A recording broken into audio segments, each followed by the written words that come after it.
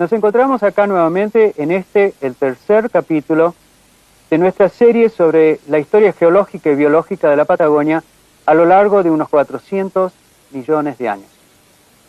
En el primer encuentro hemos visto algunos conceptos generales de biología y geología para que podamos entender mejor los eventos que hemos de hilvanar a lo largo de nuestra historia.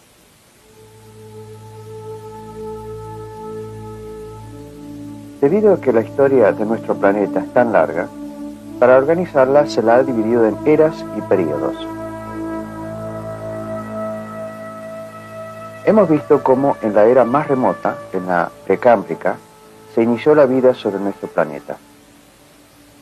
Esta era tuvo una duración inimaginable, casi 4.000 millones de años, en los cuales unos primeros organismos vivientes se fueron diversificando y adquiriendo forma de las más variadas, siempre dentro de las aguas marinas, ya que la tierra firme todavía no estaba poblada por seres vivientes. Luego vimos cómo esos organismos marinos se fueron desarrollando a lo largo de la era paleozoica y en ese devenir llegaron a conquistar la tierra firme. Y luego por animales que se alimentaban de ellas. De la era paleozoica pasamos a la mesozoica, donde vimos cómo en el primero de sus periodos, el Triásico, hacen su aparición los dinosaurios. También vimos cómo durante ese periodo, hace unos 200 millones de años, algunos reptiles llamados sinápsidos ya tenían algunas características como el desarrollo del sentido de la vista, del oído, del olfato, etc., que los encaminaban a dar origen a los mamíferos. Hoy hemos de seguir recorriendo el mundo de la era mesozoica, concentrándonos en su segundo periodo, el periodo Jurásico. Es una época de grandes transformaciones de las masas continentales, ya que se desmembra definitivamente el gran supercontinente Pangea. Y hay también grandes cambios en la evolución de los animales, ya que durante el Jurásico los dinosaurios alcanzaron una gran diversidad de formas y tamaños. Esa época es rica en eventos y novedades evolutivas, y en Patagonia hemos de encontrar hermosos ejemplos de esos tiempos remotísimos, por lo cual me da mucho placer presentarles a ustedes el periodo Jurásico.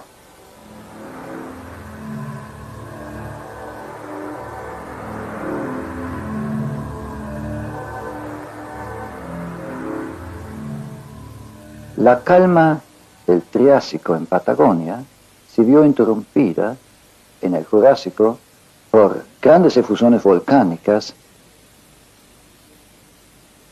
y sobre todo por el desmembramiento del supercontinente Pangea. Este desmembramiento comenzó en el sector norte, cuando lo que es hoy Asia y lo que es hoy Europa se separaron para formar un supercontinente, la Eurasia. Por otra parte, en el sector sur quedó un enorme supercontinente, Gondwana. En el espacio dejado entre ambos aparece un mar que denominamos Mar de Tetis. Actualmente, parte de él todavía existe como el Mar Mediterráneo. La disgregación de Pangea, y posteriormente del Gondwana, es una consecuencia de la inestabilidad inherente que tienen estos grandes supercontinentes. El calor procedente del interior de la Tierra es disipado por su mayor conductividad más eficientemente por la corteza oceánica que por los bloques continentales. Es así que una serie de bloques independientes son más eficientes para disipar su calor por sus bordes oceánicos que un gran supercontinente. Al no poder disipar el calor, sube la temperatura de la base de la corteza y esto termina fracturando y desmembrando el supercontinente. Se puede afirmar que estas grandes masas continentales son inestables y solo perduran como tales por unas pocas decenas de millones de años. Siempre me asombra que hablemos con tanta soltura de eventos geológicos que mueven enormes continentes, como vemos en estos dibujos tan simples, cuando en realidad estos cambios se dan a lo largo de muchos millones de años. Y desde luego, los movimientos de esas masas continentales afectaron dramáticamente sus climas. en el Jurásico tenemos una notable diferenciación climática en toda la Patagonia. En el norte de la región, indicadores de una fuerte aridez atestiguada por una franja de evaporitas, de yesos, que llega de la Patagonia hasta el sur de Perú. Eso lo vemos claramente aquí en las yeseras de Auquinco, en Neuquén Central, donde se depositaron grandes masas de evaporita cuando se retiró hacia fines del Jurásico el mar Pacífico y se depositaron esas rocas. Estos son yesos, claro, están totalmente recristalizados. Estos yesos alcanzaron espesores de más de 200 metros.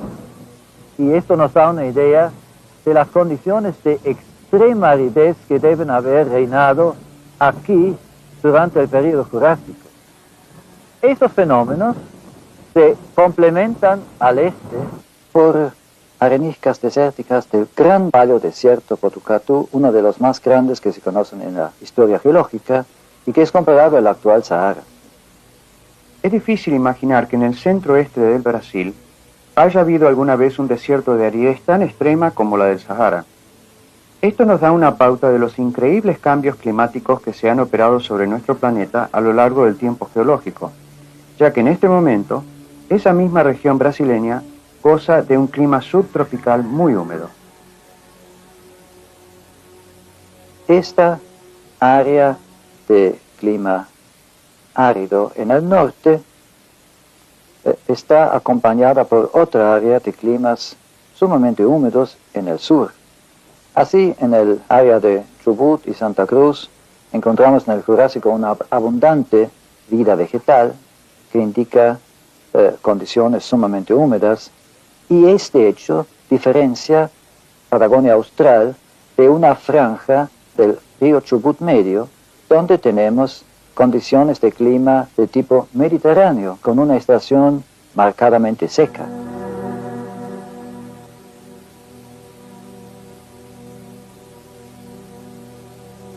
Si bien esta región tenía lugares semiáridos, el clima debió ser lo suficientemente benigno como para sustentar mucha vegetación a lo largo de los ríos y en los bordes de los lagos.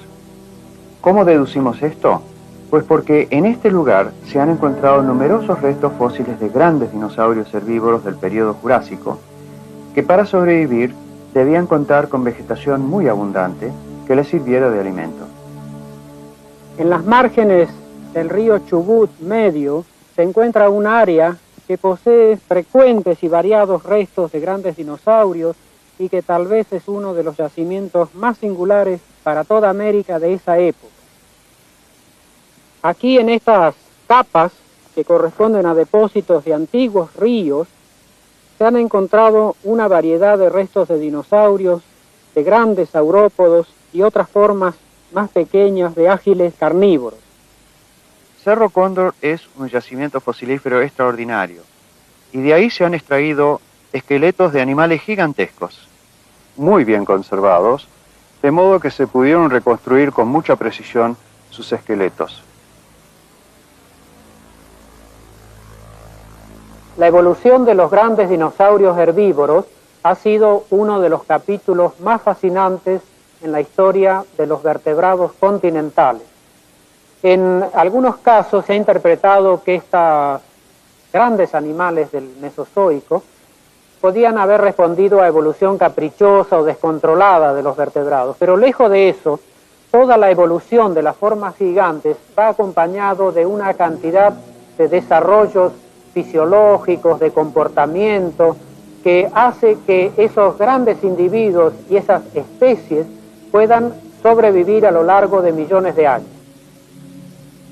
El gigantismo de estos dinosaurios requirió de una serie de caracteres muy especializados en toda su anatomía, y en el caso de las extremidades posteriores, que eran las que soportaban prácticamente la mayor parte del peso de estos animales, se desarrollaron unas almohadillas de tejido adiposo muy grande, y esto se ha documentado en el hallazgo de las huellas fósiles de estos animales, que dejan una depresión redonda muy profunda, que es característica de las extremidades con mucho tejido adiposo.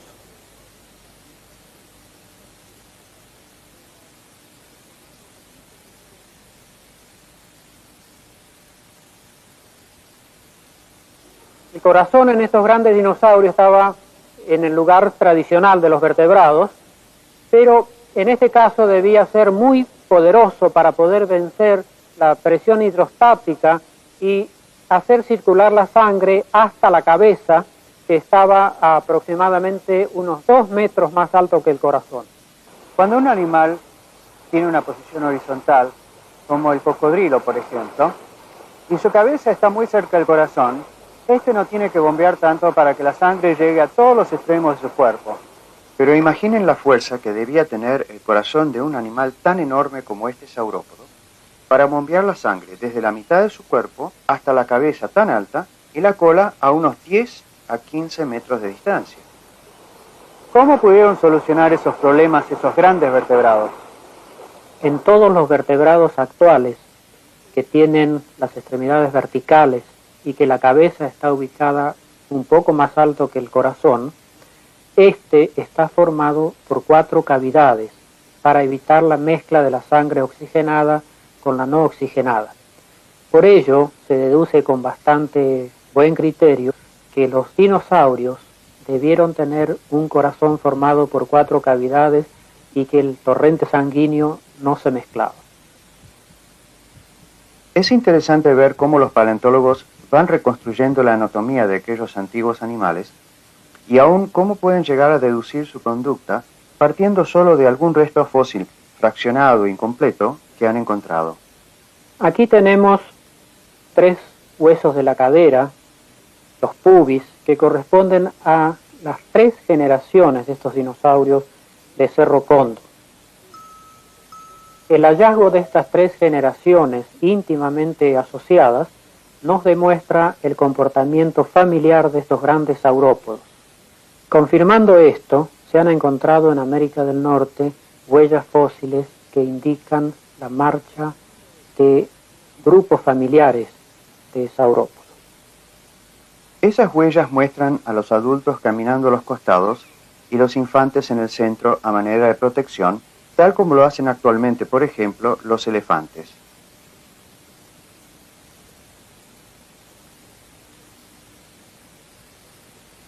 Es solo a través de huellas que han dejado manadas de dinosaurios hace millones de años que los paleontólogos pueden deducir parte del comportamiento de esos animales. Y en este caso, que muchos dinosaurios ya tenían ese instinto maternal que luego sería una característica de los mamíferos y de las aves actuales.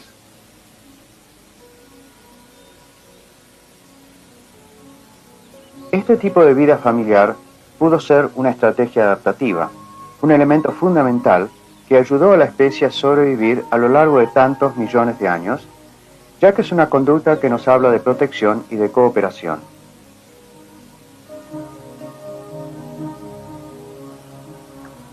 Y mientras los organismos seguían evolucionando, cambiando en sus formas, tamaños y conductas, la superficie de la Tierra iba transformándose gracias a los constantes movimientos de sus masas continentales.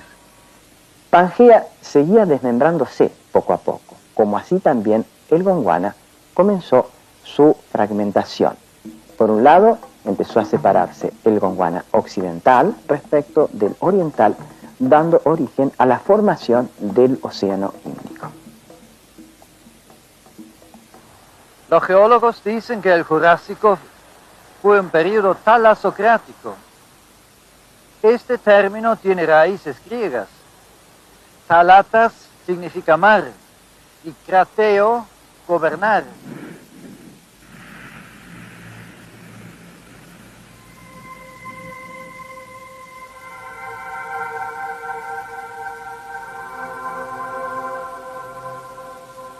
Es así que durante el Jurásico reinaron los mares y disminuyó la extensión de las áreas terrestres en comparación con el periodo anterior.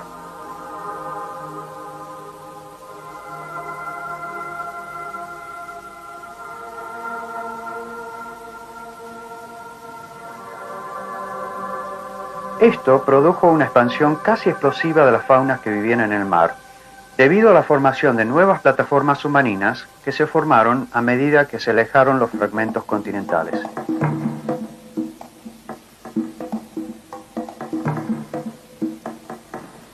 ¿Se acuerdan que durante la era paleozoica se unieron todas las masas continentales y se formó el gran supercontinente Pangea? Y que esto había traído aparejado una de las extinciones más extraordinarias a todo lo largo de sus costas. Bueno, pues durante el Jurásico ocurrió lo contrario, ya que al irse desmembrando el gran supercontinente de Pangea en trozos cada vez más pequeños, fueron aumentando las áreas costeras.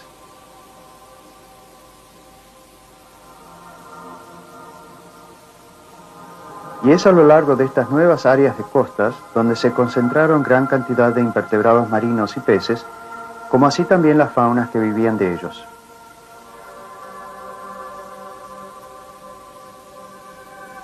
Ahora bien, los resquebrajamientos de las masas continentales, como se imaginarán, no estaban rodeados de calma. Estos movimientos de la corteza terrestre traen consigo una gran inestabilidad, con infinidad de terremotos, procesos volcánicos y notables cambios sobre la superficie de la Tierra. Vean, por ejemplo, qué ocurrió a lo largo de la costa oeste de Patagonia durante el período Jurásico, mientras Pangea se desmembraba. En la Patagonia hubo durante el Jurásico dos extensas lenguas de mar que penetraron desde el Pacífico. Una la conocemos como Cuenca Neuquina, que bajó a lo largo de la actual región del Cuyo hasta el noroeste de la Patagonia. Otra más al sur, la cuenca de Pampa de Agnia, abarcó el centro norte de la Patagonia y fue ocupada por el mar solo durante el Jurásico temprano. Como recordarán, la placa sudamericana, en su movimiento hacia el oeste, cabalga el fondo oceánico, todo a lo largo de su costa pacífica. Ese cabalgamiento es lo que conocemos como zona de subducción. Esto produce una serie de eventos de diversos tenores. Uno de ellos es el hundimiento de zonas cercanas a la costa, por los que ingresa el océano, formando amplias cuencas marinas sobre el continente. Si miramos la costa oeste de Sudamérica, vemos que hoy sería imposible que las aguas del Pacífico penetraran a la región patagónica, ya que existe actualmente una barrera infranqueable, la cordillera de los Andes. Pero en esos tiempos remotos, hará unos 150 millones de años atrás, la Patagonia no tenía elevaciones importantes. Toda su costa oeste era chata. Es más, como hemos visto, hubo grandes ingresiones del Océano Pacífico a la región. ¿Y cómo es que sabemos esto? Este mar mesozoico queda evidenciado por la presencia de este cordón de calizas depositadas en aguas poco profundas, y esto queda evidenciado por los rasgos de los sedimentos y por los fósiles que hallamos de invertebrados que vivieron en los fondos de este mar. Entre estos fósiles se encuentran corales, lo que confirma que estas aguas eran oceánicas, pues estos organismos son exclusivamente marinos. En la Sierra de la Vaca Muerta, estas rocas se han formado en el tiempo Jurásico hace 150 millones de años en un brazo de mar cálido que ocupó esa zona. Cuando vemos al detalle esta roca, encontramos colonias de corales, uno al lado del otro. Muchos individuos de corales son colonias y no están in situ, no están en el lugar donde han vivido, donde han crecido, sino han rodado y acá se acumularon en el fondo del mar.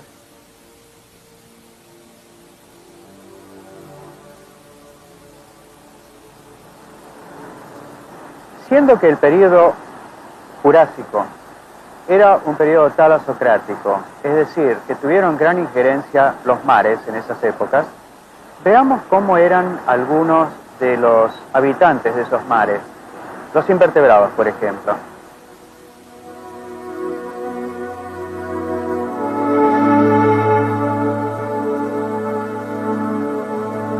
En los mares mesozoicos vivieron infinidad de diferentes invertebrados, muy parecidos a las faunas que vemos hoy en día en nuestros mares, a pesar de los millones de años que nos separan de aquellas épocas. A lo largo del tiempo geológico han habido incontables formas de invertebrados, muchísimos de los cuales han desaparecido de la faz de la Tierra. Entre ellos se encuentra el gran grupo de los amonites. Los amonites fue un grupo de cefalópodos. Hubo formas chatas y lisas, formas evolutas y redondeadas, y aún formas rectas. En cuanto a tamaño, hubo formas muy pequeñas a formas realmente espectaculares como esta hallada en un yacimiento de Alemania. En la actualidad, muy pocos cefalópodos poseen una conchilla externa, ya que los pulpos y los calamares, tan comunes en los mares de hoy día, o lo han perdido totalmente o poseen un endoesqueleto. Recordemos que los animales con endoesqueletos, comúnmente conocidos como vertebrados, pudieron aumentar considerablemente de tamaño gracias a que poseen una columna vertebral y un sistema óseo muy complejo que les permitió además desarrollar las formas más variadas. Veamos ahora cómo eran algunos vertebrados que vivieron en la era mesozoica. Aquellos mares mesozoicos, particularmente los del Jurásico, estaban poblados por reptiles adaptados a ese tipo de ambiente. Entre ellos, dos grupos que viven en la actualidad, tortugas y cocodrilos, pero absolutamente diferentes de los actuales. Tal es el caso de esta tortuga, o de esta que está mejor preservada aún. Entre los cocodrilos, eran cocodrilos de rostro largo, con los miembros adaptados a la natación en forma de paletas y la cola cubierta por una aleta caudal. La órbita estaba protegida por un anillo de placas óseas que evitaban que el animal, al sumergirse, el agua presionara sobre el ojo.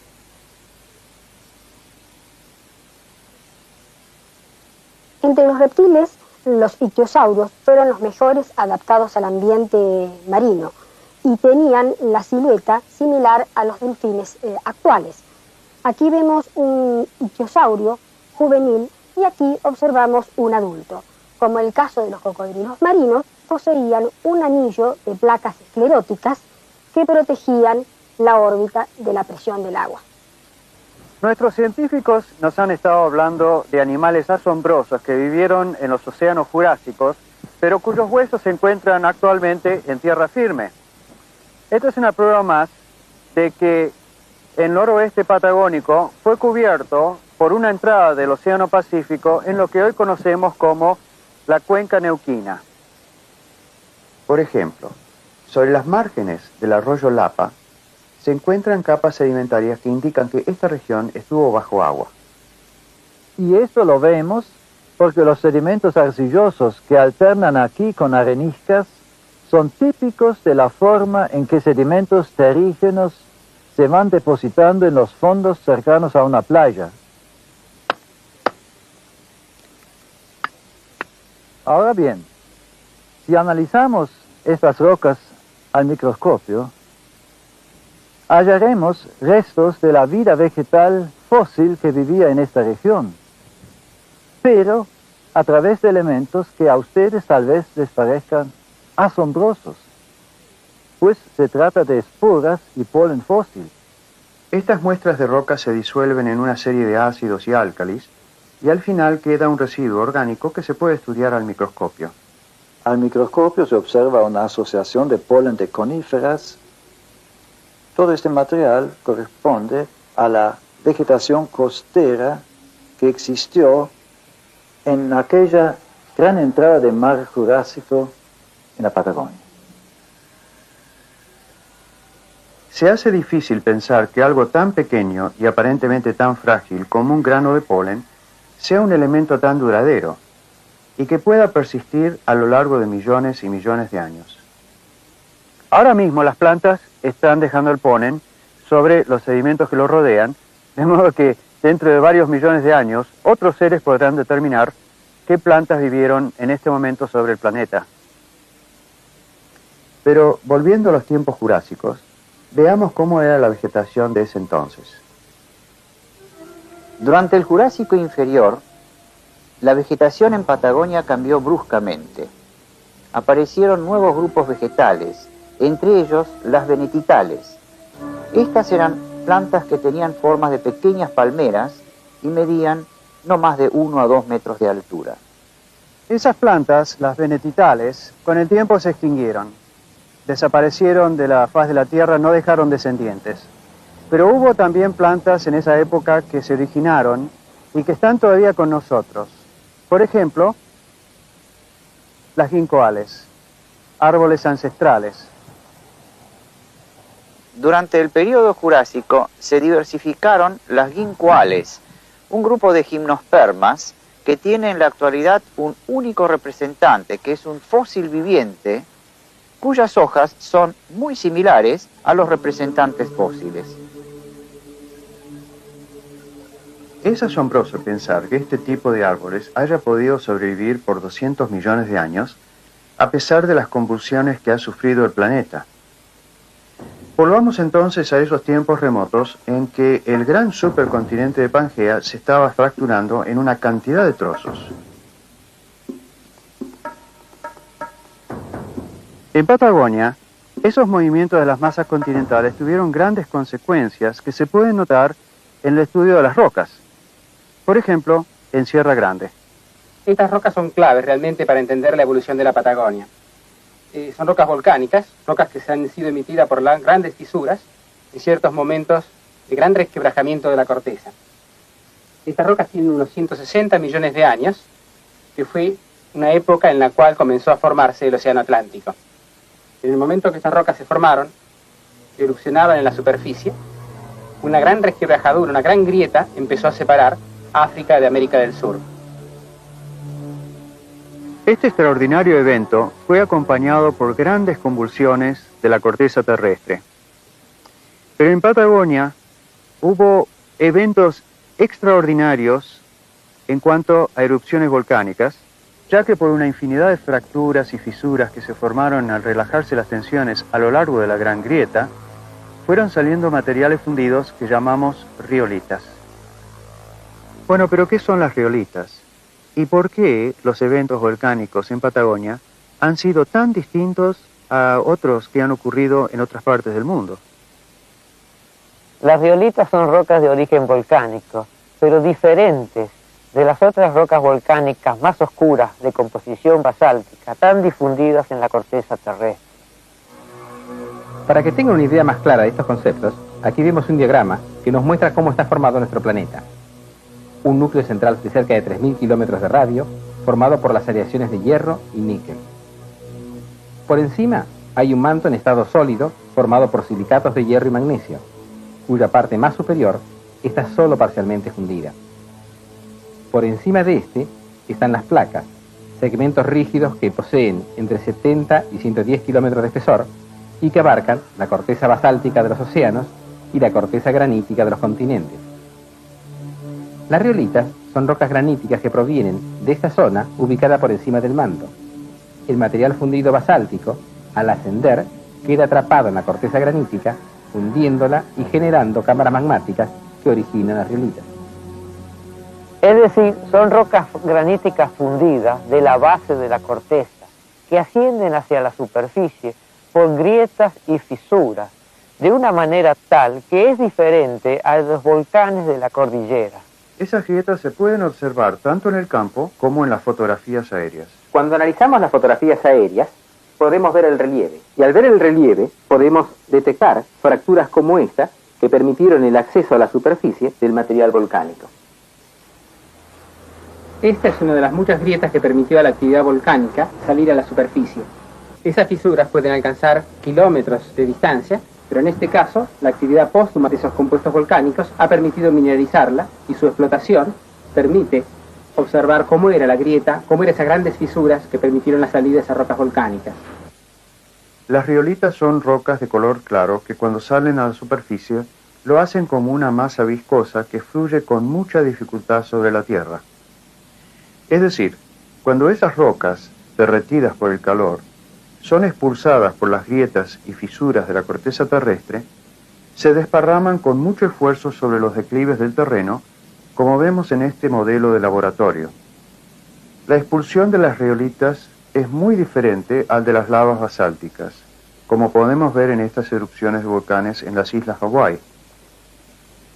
Las lavas basálticas fluyen, se desparraman con mucha facilidad mientras están calientes, aunque al enfriarse se convierten en rocas sumamente duras y pesadas. Las riolitas, por el contrario, al ser tan viscosas, tienen dificultad para desplazarse en la superficie, y por eso es común que queden amontonadas muy cerca de su centro de emisión. Esto se puede observar en este domo riolítico en Mono Lake, California. Pero en el caso de la Patagonia, que las riolitas cubren extensas áreas, las condiciones tuvieron que haber sido completamente diferentes. Es decir, las riolitas tuvieron que haber tenido muy baja viscosidad y por lo tanto una alta fluidalidad y una alta movilidad en la superficie terrestre. Así pudieron las coladas haber alcanzado distancias considerables de sus fuentes de origen.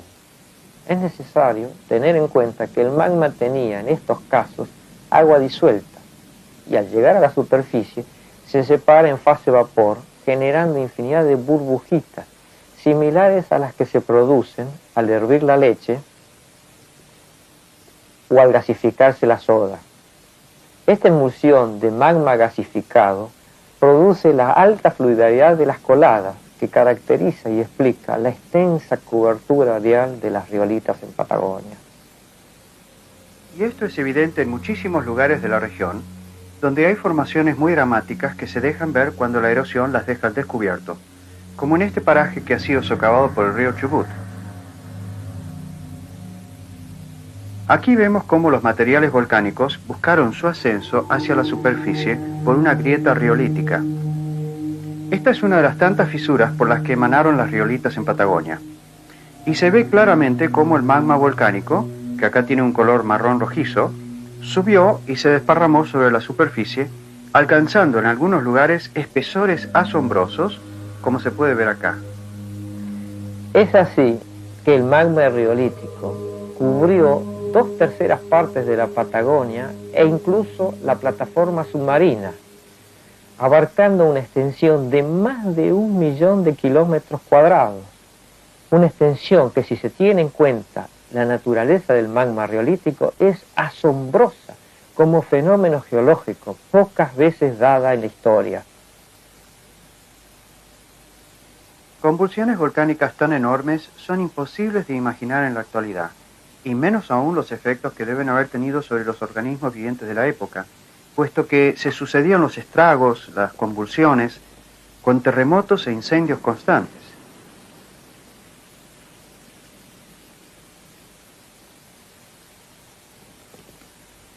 Acá hemos encontrado un fósil, una hoja, una rama, que consiste en una impresión vegetal, es decir, son fósiles que han perdido totalmente la materia orgánica original.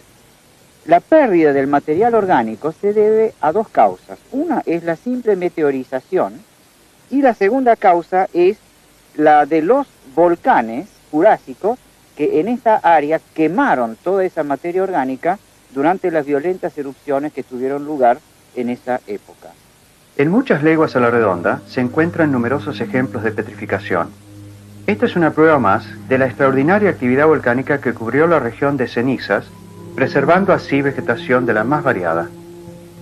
Aquí vemos una espesa capa de ceniza volcánica que formó un estrato denominado toba en la jerga científica, que cubrió una amplia área en esta zona de Santa Cruz. La particularidad de esta capa es que cubrió una franja donde había vegetación, una vegetación bastante exuberante y boscosa. Un ejemplo es este pequeño árbol con sus raíces y sus ramas que están conservadas aún in situ. Es verdaderamente excepcional que una región tan extensa como la Patagonia haya sufrido efusiones volcánicas tan tremendas, que gran parte de su superficie fue cubierta repetidas veces por mantos de riolitas como este, que como ven en este caso tiene una altura colosal. Esto, claro, debe haber sido un proceso que se dio a lo largo de miles y miles de años.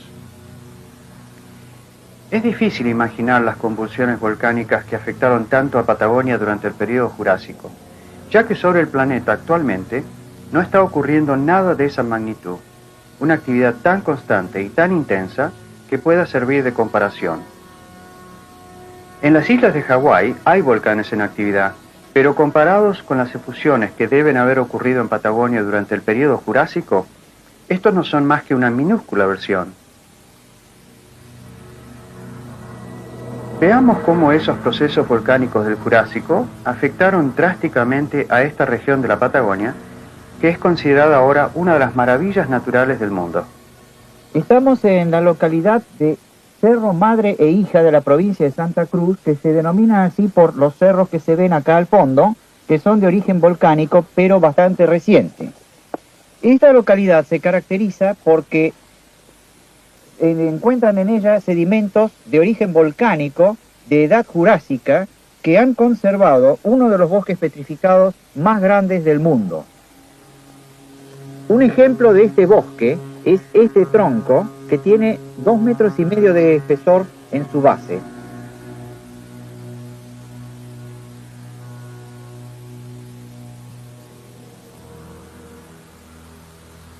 Esta área estaba poblada por bosques de coníferas, espesos bosques de coníferas. Hace 150 millones de años, en esta parte de Santa Cruz, se produjo un fenómeno volcánico de gran intensidad.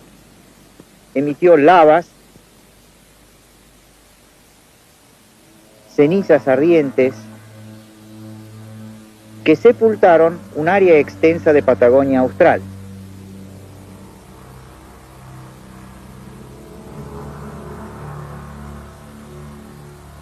Les vamos a mostrar acá un relevamiento que hemos realizado de los individuos que están petrificados en el bosque Jurásico de Madre e Hija.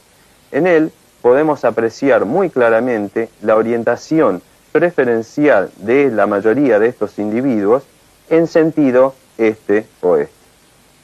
Una de las hipótesis para explicar esta orientación preferencial en la caída de los troncos estaría dada por grandes eventos volcánicos que originaron vientos huracanados y que produjeron la caída de todos estos troncos en una misma dirección.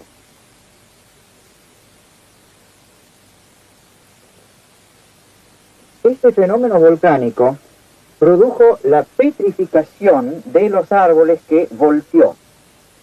El proceso de petrificación consiste en la sustitución de las moléculas orgánicas basadas en el elemento carbono por moléculas inorgánicas.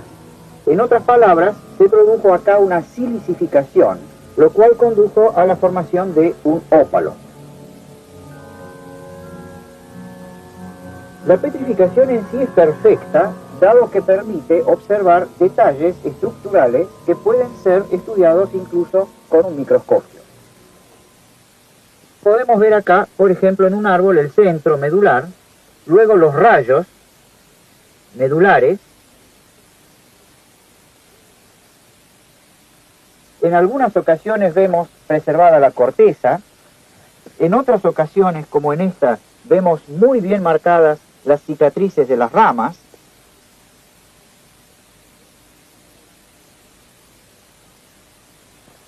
E incluso podemos ver, acá se ve muy bien, un lineamiento que es el producido por las traqueidas que forma gran parte del espesor de estos troncos petrificados. En este bosque encontramos, además de los troncos petrificados, numerosas piñas correspondientes a estos árboles. Al pulir las piñas, cortarlas, se pueden observar detalles muy íntimos de la estructura, como ser los óvulos, y dentro de los óvulos aún los embriones. Recordemos que muchos de estos fósiles de plantas y animales se conservaron gracias a que fueron sepultados por cenizas volcánicas, y de esa manera no se descompusieron como ocurre normalmente cuando restos orgánicos quedan a la intemperie. Este bosque petrificado de Madre e Hija es sin duda el bosque más grande del mundo. No solamente por el tamaño de los árboles que tenemos acá, sino también porque se encuentra madera en un área muy extensa a la redonda. Y en realidad en casi toda la Patagonia se encuentran materiales fosilizados. Ahora, en este caso, algunos de estos troncos miden más de 100 metros de altura.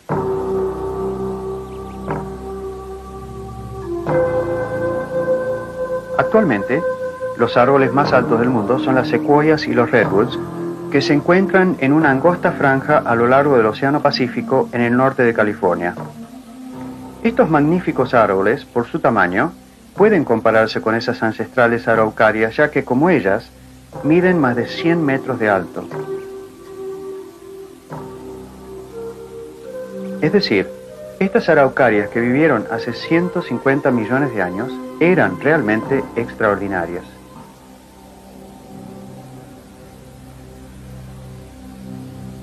Las araucarias aún sobreviven como especie en una estrecha franja a lo largo del Océano Pacífico al norte de la Patagonia, a ambos lados de la cordillera de los Andes. Estos árboles son muy parecidos a aquellos que vivieron en Patagonia hace 150 millones de años, solo que no tienen la altura de sus predecesores, posiblemente porque el clima de Patagonia es ahora mucho más frío y seco que en aquellos remotos tiempos. Pero a pesar del frío, han sobrevivido. Uno puede imaginar estos magníficos árboles cohabitando con grandes dinosaurios saurópodos que se alimentaban de ellos. En esa misma región de Santa Cruz existían áreas lacustres que también fueron afectadas por los episodios volcánicos, como los bosques de coníferas. Allí se encuentran numerosísimas improntas de ranas, como esta, que constituyen uno de los registros más antiguos de ranas que se conocen. Recordemos que en este momento ya se habían extinguido la mayoría de los grupos de anfibios más arcaicos. Estas ranas de Santa Cruz están relacionadas con el grupo de ranas más primitivo que se conoce, que vive exclusivamente en Nueva Zelanda, otro testimonio justamente de las pasadas conexiones entre los continentes australes.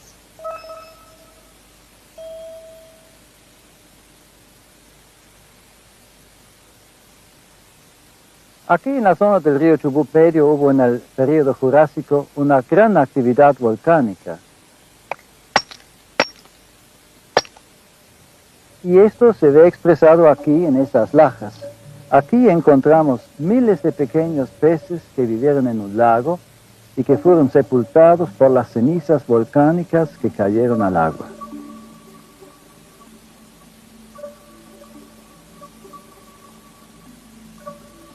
Las improntas tan conservadas de estos animales nos permiten comprobar con asombro lo similares que son a formas actuales, aunque ha pasado un intervalo de más de 150 millones de años desde que habitaron estas regiones patagónicas. Aparentemente, estas formas de peces fueron tan exitosas en su poder adaptativo al medio ambiente en que vivían, que no tuvieron que modificarse en los 100 millones de años que han transcurrido desde sus orígenes hasta la actualidad. Hay organismos en la naturaleza que mantienen una gran estabilidad en la transmisión de sus genes de una generación a otra. Es decir, no se registran grandes cambios en sus formas o tamaños, a pesar de las miles de generaciones que fueron pasando hasta el presente. Esto está en marcado contraste con otros organismos que han evolucionado y se han expandido en infinidad de formas a lo largo del tiempo geológico. Esas transformaciones los han ayudado a adaptarse a nuevos climas y ambientes y a defenderse o protegerse de sus predadores.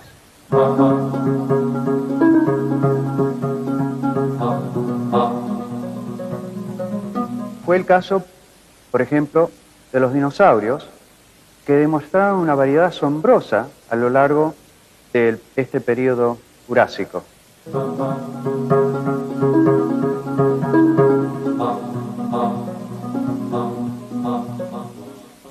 Y fue también el caso de los amonites en los mares del mismo periodo.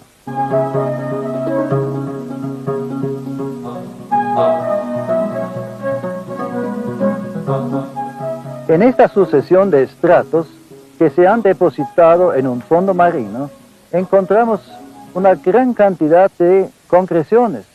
En cada una de estas concreciones, uno o varios amonites, como por ejemplo este amonite acá. Este tipo de fósiles se llaman fósiles guía, pues permiten determinar con cierta precisión en qué momento de la escala geocronológica han vivido. Vemos entonces que los fósiles guía son aquellos que sirven para identificar la edad de los estratos en los cuales se los encuentran, y muchas veces dan indicios del ambiente en el que vivieron.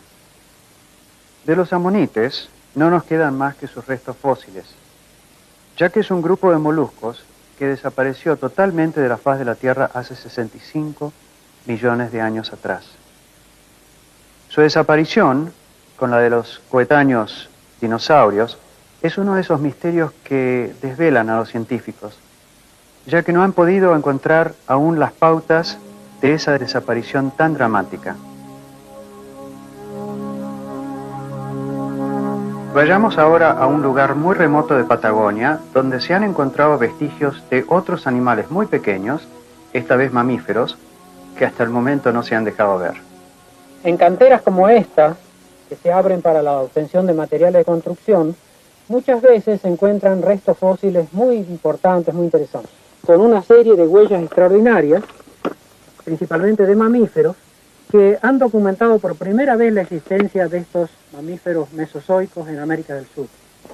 Las evidencias de mamíferos del Jurásico de Patagonia están dados solamente por estas huellas, ya que hasta ahora no se han encontrado los restos óseos de ellos.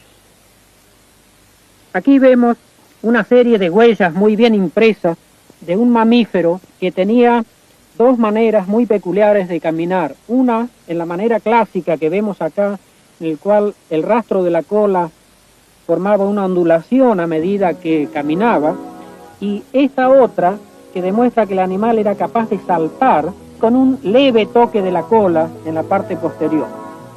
Estos sedimentos nos sugieren que han sido depositados por inundaciones, más bien de poca cuantía, y la capa que ha quedado de ellos ha sido muy sensible para la impresión de las huellas de estos pequeños animales. Y para la preservación de los rastros debieron ser cubiertas por sedimentos finos inmediatamente después de hechos los rastros, y sucesivamente fueron cubiertos por otros sedimentos que la han preservado. Yo creo que por primera vez tenemos una prueba así muy clara de la asociación de estos mamíferos y artrópodos con el bosque petrificado. Claro, yo creo que además una cohabitación de este tipo no es nada frecuente de encontrar, ¿no? Es un caso realmente excepcional.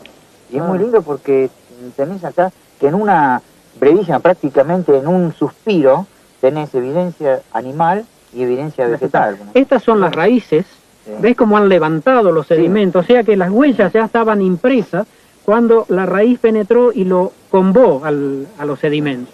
Sí, es posterior. Sí. Y además entre la parte distal, fíjate cómo está acá bifurcado, quiere decir que el tronco principal andaba por ahí atrás. Yo me imagino que esto debió de ser ya un momento de bosque. Sí, ahí nomás. Bosques petrificados asombrosos. Actividades volcánicas colosales.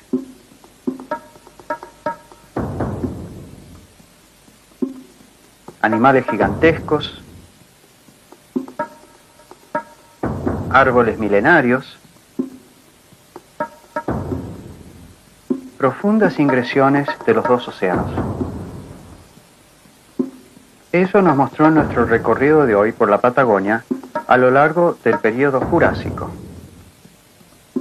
Gracias por haber estado con nosotros y hasta el próximo programa en que seguiremos descubriendo lo que ocurrió sobre nuestro planeta durante la era Mesozoica, esta vez en el período Cretácico. En ese periodo, los dinosaurios llegaron a proporciones gigantescas para desaparecer finalmente y misteriosamente de la faz de la Tierra. Hasta la próxima entonces.